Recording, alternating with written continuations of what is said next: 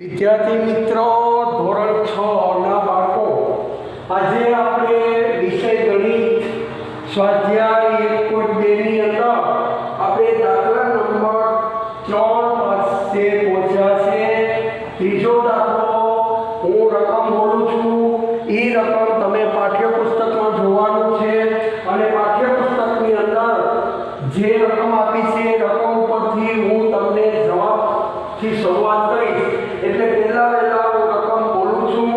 ચૂંટણીની અંદર સફળ ઉમેદવાર 5,77,500 મત લે તો કોઈ ચૂંટણી છે, કોઈ ધારાસભ્યની છે, કોઈ રીતે, તો એ જે ઉમેદવાર છે એ સફળ એટલે જીતનાર જે ઉમેદવાર છે એને જે મત મળ્યા છે એ 5,77,500 મળ્યા છે અને તેના નજીકના પ્રતિસ્પર્ધી એટલે કે જે હારીનાર, જે એના સાથે સામે ઉભરનાર ઉમેદવાર, એના કેટલા મત છે તો 3,48,700 મળ્યા હોય તો સફળ ઉમેદવાર કેટલા મતની સરસાઈથી ચૂંટણી જીતે છે।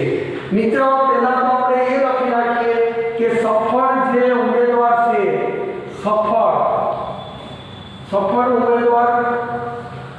ઉમેદવારોને મળેલ મત કેટલા છે તો કે 5,77,500 પછી પ્રતિસ્પર્ધી, તો કે પ્રતિસ્પર્ધી ઉમેદવારને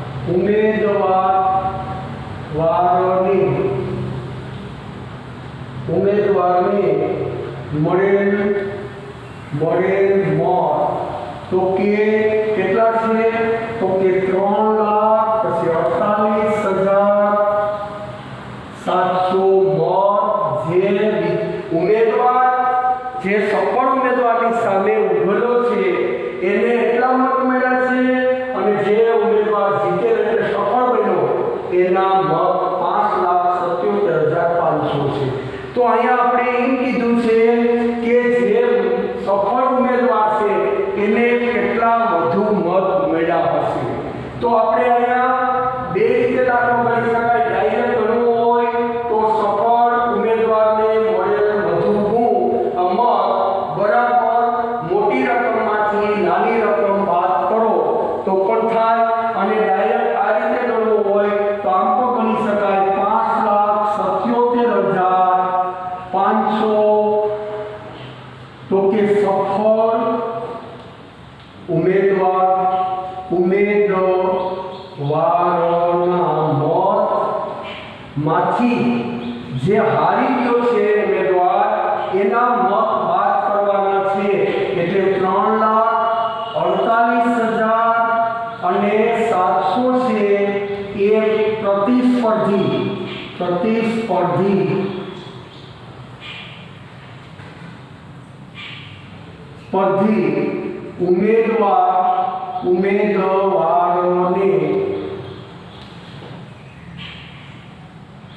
ઉમેદવારના મત ટૂંકમાં લખવું તો આ રીતે લખી શકાય। હવે આની બાદબાકી કરીએ ને તો જે વધુ સફળ મળ્યો છે તો વધુ મત કેટલા મળ્યા તો આપણે અહીંયા બરાબર કરી વધુ મેળવેલ મત, જે સફળ જે ઉમેદવાર જીત્યો છે એને કેટલા આ ભાઈ કરતા કેટલા મત વધુ મળ્યા એ આપણે કરવાનું છે। તો અહીંયા આપણે બાદબાકી કરીશું તો આપણે જે સફળ ઉમેદવાર છે, જે જીતી ગયેલો ઉમેદવાર છે એના મત આપણે કેટલા આ ભાઈ કરતા વધુ મળ્યા એ આપણે કહી શકીએ। તો 0 ના 0, અહીંયા 0, અહીંયા 6, અહીંયા 15 માંથી 7 જાય તો 8, 6 માંથી 8 ન જાય તો અહીંયા 10, અહીંયા 16 માંથી 8 જાય તો 8, 6 માંથી 4 જાય તો 2 અને 5 માંથી 3 જાય તો 2, તો 2,28,800 વધુ મેળવેલ મત કોણે વધુ મળ્યા? તો કે જે સફળ ઉમેદવાર છે એ છે સફળ ઉમેદવાર છે એને 2,28,800 મત વધુ મેળવેલ છે. બરાબર છે. એટલે બાદબાકીમાં ખાસ જોવાનું, મોટી રકમ ઉપર લખવાની અને નાની રકમ નીચે લખવાની છે. આવી રીતે ઉમેદવાર જે સફળ એટલે જીતનાર ઉમેદવાર છે ને એને મત એટલા મળ્યા. હારી ગયેલ છે એટલે આનાથી સ્પર્ધી એટલે એનો હરીફ જે ઉમેદવાર છે એને 3,48,700 ગુણ મળ્યા છે. તો જે સફળ એટલે જે જીતી ગયેલ છે ઉમેદવાર એને વધુ આ ભાઈ કરતા કેટલા વધુ મત મળ્યા? તો કુલ જે મોટા મત છે એ સફળ ઉમેદવાર છે એના છે. એટલે એમાંથી જેની સામે જે ઉભનાર ઉમેદવાર છે એના મતની બાદબાકી કરીએ તો આપણે જે સફળ જે ઉમેદવાર જીતી ગયો છે એના આપણે મત વધુ એટલા મળ્યા. એટલે કે 2,28,800 મત છે ને એ જે જીતનાર છે સફળ ઉમેદવાર છે એના વધુ મત મેળવ્યા છે. ચાલો હવે એના પછીનો દાખલો તમે જુઓ. દાખલા નંબર 4. તો કે 4 માં શું કીધું છે? બરાબર જુઓ. ચોથો દાખલો રકમ થોડી મોટી છે એટલે વાંચું છું, તમારે જોવાનું છે. અહીંયા એક કીર્તિ બુક સ્ટોર છે એ જૂન મહિનાની અંદર પુસ્તકોનું વેચાણ કરે છે. કેટલા રૂપિયાનું વેચાણ કરે છે એ આપણે કહેવાનું છે. તો કે જૂન મહિનાની અંદર પહેલી સપ્તાહ એટલે પહેલા અઠવાડિયામાં ₹82,891 પુસ્તક વેચાણ અને બીજા સપ્તાહ એટલે અઠવાડિયાની અંદર ₹4,07,068 પુસ્તકો વેચાણ. તો આપણે પ્રશ્ન એ કીધો છે તો રૂપિયાના પુસ્તક વેચાણ તો 2 સપ્તાહમાં મળીને કેટલું વેચાણ કર્યું, કેટલા રૂપિયાનું વેચાણ કર્યું? એટલે અહીંયા કુલ આવે વેચાણ કેટલું કર્યું એટલે આપણે પહેલા જૂન મહિનાનો પહેલા સપ્તાહમાં કેટલા રૂપિયાનું વેચાણ કર્યું અને જૂન મહિનાના બીજા સપ્તાહમાં કેટલું રૂપિયાનું વેચાણ કર્યું. તો આ બેનો આપણે શું કરીશું? સરવાળો કરીશું. તો મિત્રો અને આ રીતે પણ દાખલો ગણી શકીએ. કઈ રીતે ગણવાનું છે? તો પહેલા આપણે લખવાનું છે 2,88,891. તો કે રૂપિયા આને કહેવાય રૂપિયા જૂન મહિનાના પ્રથમ સપ્તાહમાં વેચાયેલો પુસ્તકો આમ લખી શકાય. પછી વત્તા કરી અને બીજા સપ્તાહની અંદર તો કે 4,07,68 રૂપિયા જૂન મહિનાના બીજા સપ્તાહમાં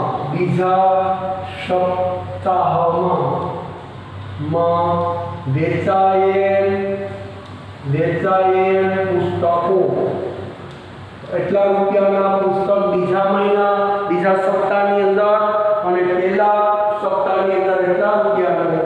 તો કુલ વેચાણ એટલે કે આખા જૂન મહિનાના 2 સપ્તાહમાં કુલ રૂપિયા 2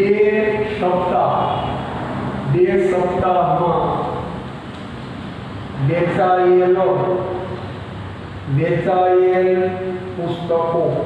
તો જો મિત્રો આપણે અહીંયા આ બેનો ટોટલ કરીએ તો કુલ રૂપિયા 2 સપ્તાહ એટલે જૂન મહિનાનું પહેલું અઠવાડિયું અને જૂન મહિનાનું બીજું અઠવાડિયામાં વેચાયેલા પુસ્તકો. તો આપણે આનો સરવાળો કરીએ. 8 ને કેટલા થશે? 9 માં 6 નાખીએ તો 15 વધી 1 આવશે. 7 માં 1 નાખીએ તો 8 8 ને 8 તો કે 16 થશે. વધી આવી 1 8 ને તો કે 9 થશે. 8 ના 8 થશે અને 4 માં 2 નાખીએ તો 6 થશે. તો 2 સપ્તાહની અંદર એટલે કે પહેલા સપ્તાહ અને બીજા સપ્તાહની અંદર ટોટલ એટલા રૂપિયાનું વેચાણ થયું છે. તો આપણે લખવું તો લખી શકાય કે કુલ રૂપિયા જૂન મહિનાના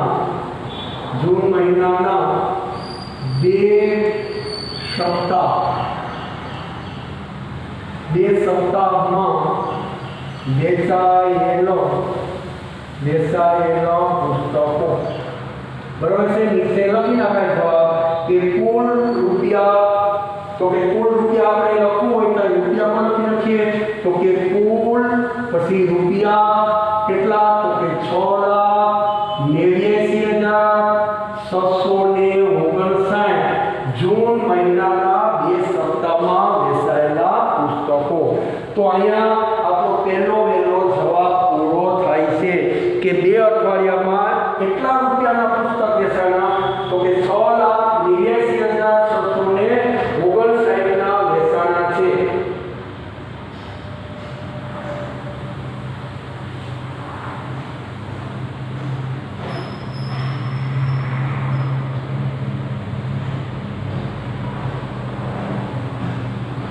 મિત્રો અહીંયા રકમમાં ભૂલ છે. અહીંયા 5 છે. બરાબર છે. એટલે અહીંયા 5 ને કેટલા થશે? 6. 5 ને કેટલા થશે? 6. એટલે મારી રકમમાં કોઈ મિસ્ટેક થઈ ગઈ. બરાબર છે. મને આટલો દેખાડો છે 5 છે ત્યાં. એટલે 6 લાખ તો કે 86,659 આપણે રૂપિયાના 2 સપ્તાહમાં એટલા પુસ્તકો વેચાયા છે. હવે બીજો પ્રશ્ન એમાં એવું કીધું છે હવે કયા સપ્તાહમાં વેચાણ વધુ હતું અને કેટલું. હવે તમે જોઈ શકો મિત્રો કે કયા મહિનાની અંદર વધુ વેચાણ છે. તરત તમને ખબર પડશે કે જૂન મહિનાના બીજા સપ્તાહની અંદર કહેવાય છે કે પુસ્તકનું જે આવક છે એ આપણે વધારે થઈ છે. એટલે આપણો જવાબ છે અહીંયા એમ કહી શકાય કે જૂન મહિનામાં વેચાણ વધારે. અહીંયા લખવાનું જૂન મહિનાના બીજા સપ્તાહમાં વેચાણ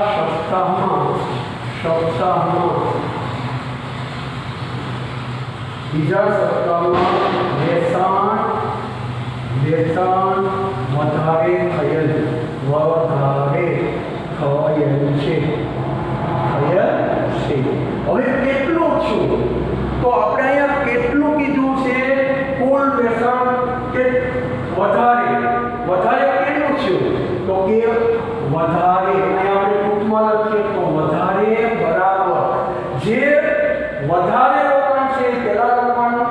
તો કે 4,768 એમાંથી જે ઓછું રોકાણ આપણે વેચાણું છે રૂપિયાનું એને બાદબાકી કરીએ 2,85,891. આ બેની બાદબાકી કરીએ તો આપણે ખબર પડે કે પહેલા સપ્તાહ કરતાં બીજા સપ્તાહની અંદર વધારે કેટલું વેચાણ થયું છે. તો જો મિત્રો હું તમને અહીંયા બાદબાકી કરું છું 4,768 માંથી 2,85,891 આ બાદબાકી આપણે કરવાની છે. 8 માંથી 1 જાય તો 7. અહીંથી 10 લીધો, અહીં 16 છે. 16 માંથી 9 જાય તો 8 રે 7 રે 6 માંથી 8 માં અહીંથી 10 અહીં 3 અહીં 9 16 માંથી 8 જાય તો 8. 9 માંથી 5 જાય તો 4. 9 માંથી 8 જાય તો 1. 3 માંથી 2 જાય તો 1,14,877 આપણે જવાબ મળે છે. 1,00,000 મિત્રો અહીંયા બોલ છે. આ તો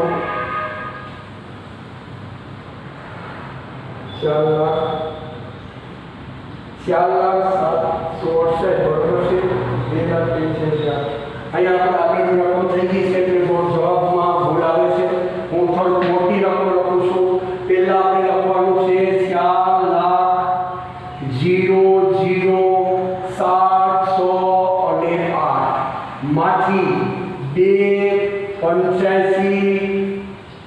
1,85,891. હવે જુઓ તો કે 8 માંથી 1 જાય તો 7, 6 માંથી 9 નો જાય તો અહીંયા 6, અહીંયા 16, 16 માંથી 9 કાઢી નાખો તો કેટલા થશે? 16 માંથી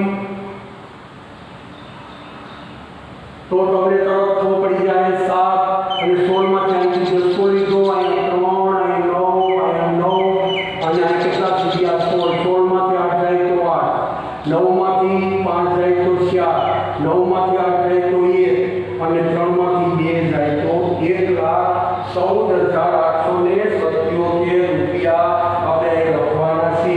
અહીંયા બાદબાકી કરતા 1,14,877 રૂપિયા આપણે બીજા સપ્તાહની અંદર પહેલા સપ્તાહ કરતા બીજી સપ્તાહમાં જૂન મહિનાના બીજા અઠવાડિયામાં એટલા રૂપિયાનું વધારે વેચાણ થયું છે.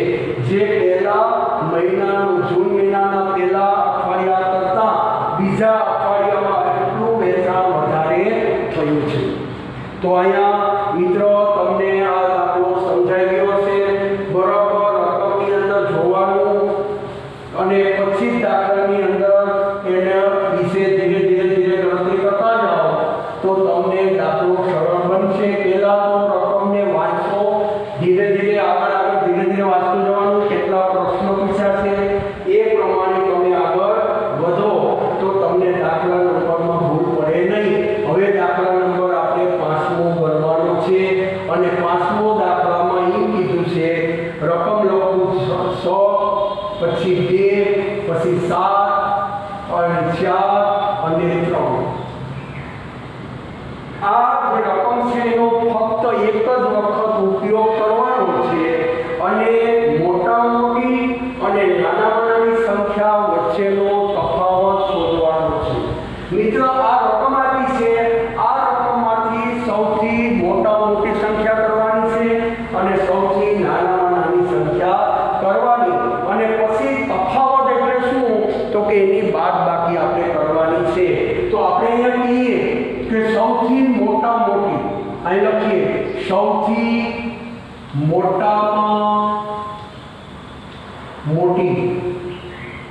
મોટી સંખ્યા. મિત્રો આપણે ઉપર રકમ આપી છે એમાંથી સૌથી મોટી સંખ્યા આપણે બનાવવાની છે. મિત્રો સૌથી મોટી સંખ્યા બનાવવા માટે પહેલા આપણે સૌથી મોટી રકમ લેવાની 7, પછી તો કે 6, પછી 7 આવી ગયા 6, પછી આવ્યું 4, પછી તો કે 3 અને પછી તો કે 2. બરાબર છે? 76,432 થાય. તો અહીંયા આ સૌથી મોટી સંખ્યા, આ રકમને એક જ વખત ઉપયોગ કરવાનો. જો એક જ વખતને ઉપયોગ કર્યો, પહેલા 7 લેખા, પછી 6, પછી 4, પછી 3 અને પછી 2. હવે સૌથી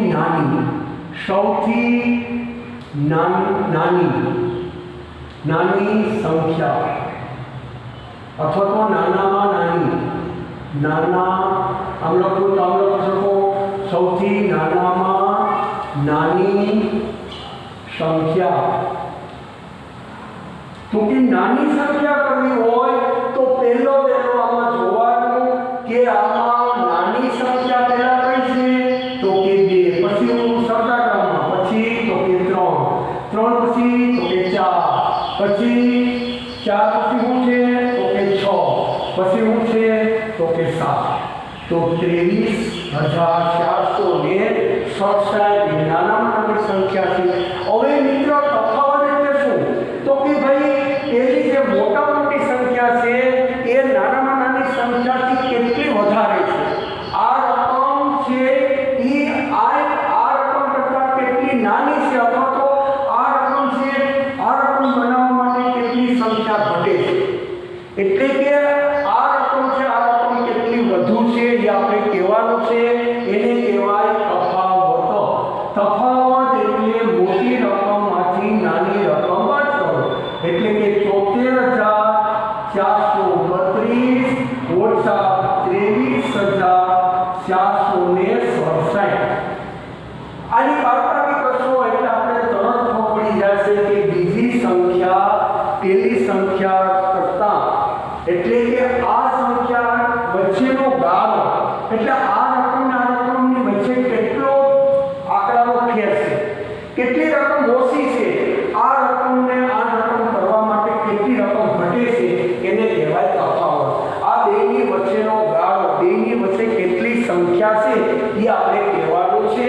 તો અહીંયા 73,432 માંથી આપણે 23,467 બાદ બાકી કરીએ તો આપણે તફાવત મળે કે બેની વચ્ચે એટલો તફાવત છે.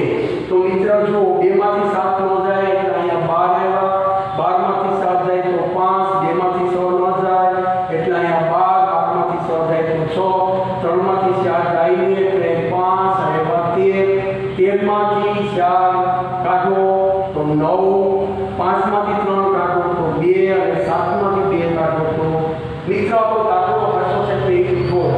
આ એનો સરવાળો કરતા રકમ મળે 7 ને 5 બાજુ બગડો વધી 1, 6 12 ને 13 આવી ગયા, ત્રીજો ટગડો વધી 1, 9 ને 10 ને 14 16 આવી ગયો વધી 1, 3 ને 4 5 ને 6 આવી ગયા ને 5 ને 2 હાલ.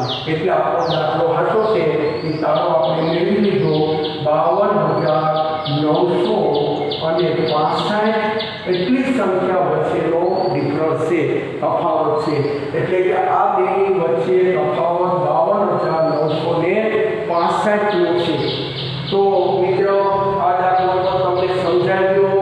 આ સંખ્યામાં પહેલા જોવાનું, સૌથી મોટી સંખ્યા કરવાની અને સૌથી નાનામાં નાની સંખ્યા કીધી, તફાવત કીધો છે. ધ્યાન રાખવાનું, પરીક્ષામાં ઘણી વખત આપણે બને કે તફાવતને બદલે સરવાળો કે તો તમારે શું કરવાનું, અહીંયા વત્તાની નિશાની મૂકવાનું, પણ તફાવત એટલે ઓછા નિશાની બાદબાકી. અહીંયા આપણે તફાવત કીધો એટલે આપણે બેની શું કરી, બાદબાકી કરી છે. બરાબર છે. તો હવે એના પછી આગળ વધવાનું છે. આપણે દાખલા નંબર 6 ઉપર જઈએ. 6 દાખલાની અંદર શું કીધું છે જુઓ. તો કે 6 દાખલાની અંદર એક મશીન છે, એ મશીનની આપણે કામગીરી જોવાની છે. તો પહેલા રકમ વાંચી દઉં છું. એક મશીન એક દિવસમાં સરેરાશ 2,825 સ્ક્રૂ ઉત્પાદન કરે છે. તો જાન્યુઆરી 2006 માં કેટલું સ્ક્રૂનું ઉત્પાદન થયું હશે?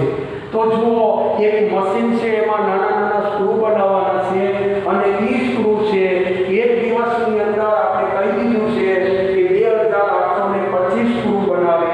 તો જાન્યુઆરી 2006ની સાલની અંદર આ મશીન છે એ જાન્યુઆરી 2006ની અંદર આખા મહિનામાં કેટલા સ્ક્રૂ બનાવે? તો મિત્રો તમને ખબર છે કે જાન્યુઆરીના 31 દિવસ હોય છે. તો 31 દિવસમાં આ મશીન કેટલા સ્ક્રૂ બનાવે એનો આપણે દાખલો ગણવાનો છે.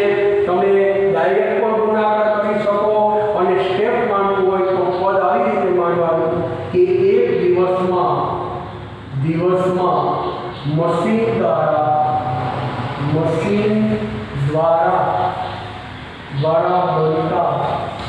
બનતા સ્ક્રૂ કેટલા છે? તો કે 2,825. તો આપણે કેટલા દિવસ છે? જાન્યુઆરી મહિનો. મિત્ર ખાસ યાદ રાખવાનું, એમાં મહિનો કીધો હોય તો તમને ખબર છે કે આપણે મુઠ્ઠીની અંદર તમને ખબર છે જાન્યુઆરી, ફેબ્રુઆરી, માર્ચ, એપ્રિલ, મે, જૂન, જુલાઈ, ઓગસ્ટ, સપ્ટેમ્બર, ઓક્ટોબર, નવેમ્બર ને ડિસેમ્બર. જે ઉપર આવે એના દિવસ 31 સમજવાના, પણ ખાસ એ ધ્યાન રાખવાનું કે ફેબ્રુઆરીની અંદર કાં 28 દિવસ હશે કાં 29 દિવસ. 28 તો 29 લીપ વર્ષ આવે તો એને 29 દિવસ લેવાના. લીપ વર્ષ ન હોય તો 28 દિવસ લેવાના. લીપ વર્ષ કઈ રીતે ખબર પડે? તો કે જે સાલ આપ્યું હોય, દાખલા તરીકે 2006ની સાલ છે અને આપણે ફેબ્રુઆરીના દિવસ જોવા છે કે 28 આવે છે કે 29. તો મિત્રો આને આપણે 4 વડે ભાગવાનું છે. 4 વડે ભાગો તો 4 પંચા ને 20 થાય, અહીં 0 ઉપરથી વિચારો 0 તો ભાગમાં પડી 0 ઉપરથી વિચારો 6 2 દૂને 4 કેટલા વધ્યા તો કે 2 શેષ વધ્યા જો શેષ વધે તો ફેબ્રુઆરીના 28 દિવસ લેવાના પણ શેષ ન વધે તો કે કયા સાલમાં ન વધે તો કે 2008ની સાલમાં જુઓ 2008ની સાલની અંદર ફેબ્રુઆરીના કેટલા દિવસ આવે 4 વડે ભાંગીએ 4 પંચાને 20 0 0 ઉતારો તો ભાગમાં 0 ઉપરથી ઉતારા 4 દૂને 8 થાય જો અહીંયા 0 આવ્યો જો શેષ 0 એટલે લીપ વર્ષ કહેવાય લીપ વર્ષ એટલે ફેબ્રુઆરીના કેટલા દિવસ લેવાના 29 આ દાખલામાં આ બાબત નથી આ તો તમને કોઈ પણ પરીક્ષાની અંદર ફેબ્રુઆરી મહિનો આવ્યો હોય અને દાખલો ગણવો હોય તો વિચારમાં પડવા પડીએ શું કરવું ફેબ્રુઆરીને તો 2 મહિના ગણાય 28 પણ હોઈ શકે ને 29 તો તમારે જે વર્ષની સાલ આપી હોય એ સાલને 4 વડે ભાંગવાની છે 4 વડે ભાંગતા જો શેષ આને શેષ કહેવાય શેષ જો વધે એટલે કે 1 2 3 જે કંઈ પણ વધે કારણ કે વધશે તો 1 વધે 2 કે 3 ના નહીં 4 વડે ભાગ્યા તો શેષ 1 પણ વધે 2 પણ વધે ને 3 એના સિવાય કોઈ વધે નહીં એટલે આ 0 વધે તો શેષ વધ્યું આને વધ્યું કહેવાય આને વધ્યું ન કહેવાય શેષ વધે તો 28 દિવસ શેષ ન વધે તો 29 દિવસ ફેબ્રુઆરીના લેવાના છે પણ આ દાખલાની અંદર તો જાન્યુઆરી કીધો છે તો આપણે જાન્યુઆરીના તો ખબર છે કે જાન્યુઆરી એટલે પહેલો મહિનો અંગ્રેજી મહિનાનો પહેલો એટલે ઉપર આવે છે ઉપર ભાગ આવે એટલે આપણે 31 દિવસ ગણવાના છે તો 31 દિવસમાં મશીન દ્વારા બનતા સ્ક્રૂ બરાબર પ્રશ્નાચિહ્ન તો આનો અને આ રકમનો આપણે ગુણાકાર કરશું 31 ગુણ્યા 2825 છેદમાં તમે 1 મૂકી શકો હવે તમે સાઈડમાં આનો આપણે ગુણાકાર કરીએ તો આપણો જવાબ મળે તો આપણે અહીંયા 2825 ઇને ગુણ્યા 31 બે રકમમાં આપણે અહીંયા 0 મૂકશું 3 × 15 વધી મૂકશું 3 × 6 1 7 3 × 8 24 વધી 2 3 × 6 7 ને 8 5 થી 1 ગુણે 5 2 ગુણે તો 2 8 ગુણે તો 8 અને 2 2 અને 0 અને આ બે રકમનો સરવાળો તો 0 માં 5 નાખો 5 5 માં 2 નાખો 7 8 ને 7 15 વધી 1 4 ને 5 અને 7 8 ના 8 તો આપણે અહીંયા 87000 તો કે 500 અને 313 એટલા સ્ક્રૂ આપણે ગણે છે કયા તો કે જાન્યુઆરી મહિનાની અંદર આપણા 87513 સ્ક્રૂ અહીંયા આપણે એક મહિનાની અંદર ગણે છે મશીન દ્વારા બરાબર છે પણ ખાસ મહિનો જોવાનો છે કયા મહિનામાં કામ થાય છે એ ખાસ જો તમને વિશ્વ આપી દે તો આપણે કોઈ મહિનાની કહેવાની જરૂર નથી જોવાની નથી પણ અહીંયા આપણે એમ કીધું કે જાન્યુઆરી મહિનો વર્ષ 2006 પાસે એટલે આપણે જાન્યુઆરીના 31 દિવસ આપણે અહીંયા લીધા છે બરાબર છે તો અહીંયા તમને આ દાખલો પણ બેસી ગયો હશે હવે આપણે દાખલા નંબર 7 માં જવાનું છે દાખલા નંબર 7 ની અંદર જુઓ શું કીધું છે બરાબર એક વેપારી ભાઈ છે એની પાસે એટલા રૂપિયા છે પછી એ પોતે એક વસ્તુ લે છે હું તમને રકમ વાંચી દઉં છું એક વેપારી પાસે રૂપિયા 71592 રૂપિયા તેમને 1200 એક એવા 40 રેડિયાના સેટ ખરીદે છે ઓર્ડર આવ્યો ખરીદી પછી તેની પાસે કેટલા રૂપિયા બાકી છે હવે આપણે રેડિયા લેવા છે એક સેટ એટલે એક રેડિયાની કિંમત આપણી પાસે કેટલા કીધી છે 1200 રૂપિયા અને કેટલા રેડિયા લેવા છે 40 રેડિયા તો આપણે હવે દાખલો ગણશું દાખલા નંબર આપણે કેટલા મૂકી ગયા છે તો કે 7મો હવે હું જવાબથી તમને ગણાવું છું તો આપણે એક સેટ લખો તો એક સેટ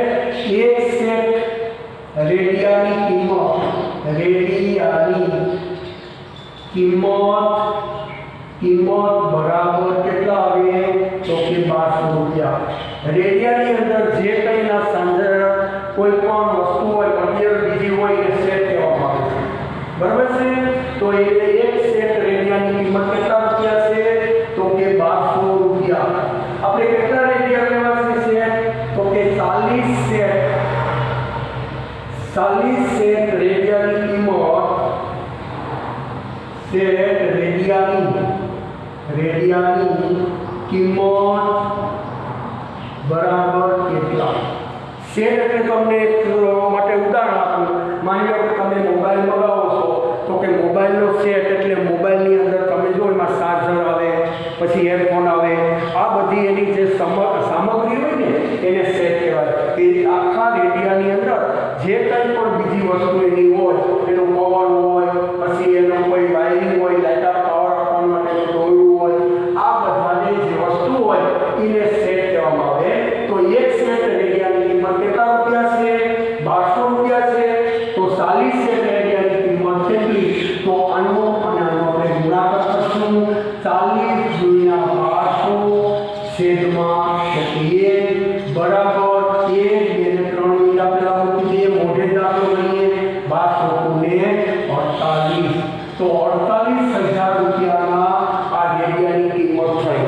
તો હવે આ વેપારી છે એની પાસે કેટલા રૂપિયા વધ્યા છે એ કીધું કે બાકી રહેલ રૂપિયા વેપારી પાસે એમ લખું તો એમ લખીએ વેપારી પાસે વધેલ રૂપિયા કેટલા વધ્યા તો કે પહેલા એની પાસે કેટલા રૂપિયા હતા તો કે 78,592 રૂપિયા હતા। એમાંથી આપણે રેડિયાની જે ઓર્ડર આપ્યો છે એ ઓર્ડરના પૈસા આપણે 48,000 ચૂકવી દીધા। 48,000 ચૂકવી દઈએ તો હવે કેટલા રૂપિયા રહે તો કે 2 માંથી 0 કાઢીએ તો 2, 9 માંથી 0 કાઢીએ તો 9, 5 માંથી 0 કાઢીએ તો 5, 8 માંથી 8 કાઢીએ તો 0 અને 7 માંથી 7 કાઢીએ તો 3। તો હવે આ વેપારી પાસે 30,592 રૂપિયા વધ્યા હશે, બરાબર છે।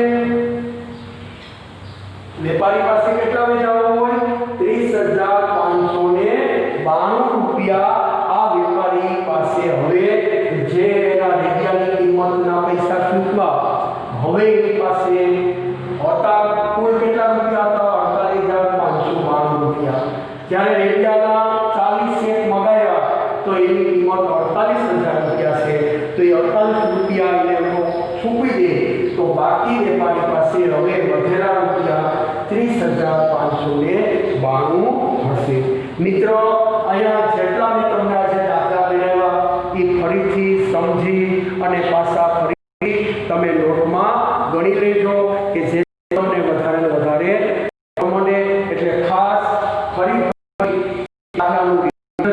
દાખલાને સમજો કે આમાં સરવાળો કરવાનો છે, બાદબાકી છે કરવાની છે, શું કરવાનું છે તેનું બરાબર સમજી રકમને વાંચન કરી